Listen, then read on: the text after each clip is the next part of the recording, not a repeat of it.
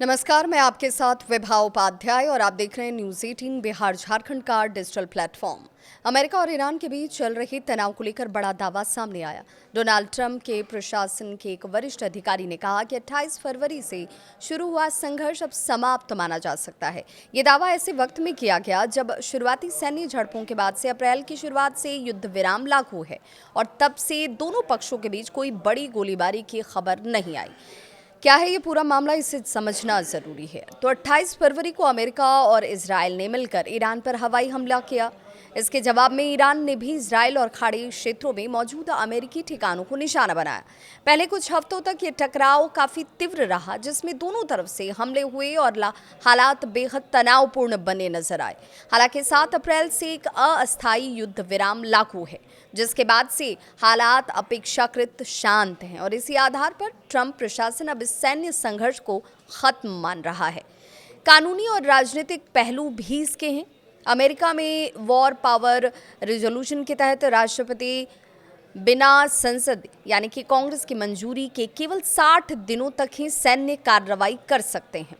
इसके बाद उन्हें या तो युद्ध समाप्त करना होता है या फिर कांग्रेस से अनुमति लेनी होती है या 30 दिन का अतिरिक्त समय मांगना पड़ता है। ट्रंप प्रशासन का तर्क है कि चूंकि बीच में युद्ध विराम लागू हो गया, इसीलिए 60 दिनों की समय सीमा रुक गई है। लेकिन विपक्षी डेमोक्रेटिक पार्टी इस दलील से सहमत नहीं है। उनका कहना है कि कानून में ऐसा कोई प्रावधान नहीं और आगे कोई सैन्य कार्रवाई अगर होती है तो उसके लिए कांग्रेस की मंजूरी जरूरी होगी। दिलचस्प बात तो ये है कि कुछ रिपब्लिकन पार्टी के नेता भी इस मुद्दे पर संसद की भूमिका की वकालत कर रहे हैं। ज़मीनी हकीकत क्या है वो भी जान लीजिए। हालांकि आधिकारिक तौर पर संघर्ष समाप्त होने का दावा किया जा रहा है, लेकिन स्थिति पूरी तरह सामान्य नहीं कही जा सकती। युद्ध के दौरान हजारों लोगों की मौत हुई, लाखों लोग प्रभावित हुए। क्षेत्र में अब भी तनाव है। शांति वार्ता की कोशिशें भी जारी हैं। पहला दौर इस्लामाबाद में हुआ था, लेकिन आगे की बातचीत को लेकर दोनों पक्षों में सहमति नहीं बन पा रही। बड़ा सवाल ये कि क्या ये सच में युद्ध का अंत है या सिर्फ एक रणनीतिक बयान है। विशेषज्ञ ये मानते हैं कि जब तक औपचारिक समझौता नहीं होता, तब तक इस तरह के समाप्ति के दावे राजनीतिक और कानूनी रणनीति का हिस्सा भी हो सकते हैं।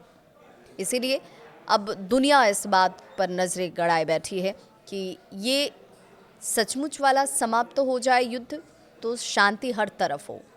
इस वक्त जो देश युद्ध से जूझ रहे हैं, उनके अलावा इसका असर दुनिया के दूसरे अन्य देशों पर भी, अन्य व्यापारिक स्तरों पर नजर आता है। इसे लेकर आपकी क्या है राय? ज़रूर अपनी राय कमेंट सेक्शन में साझा करें।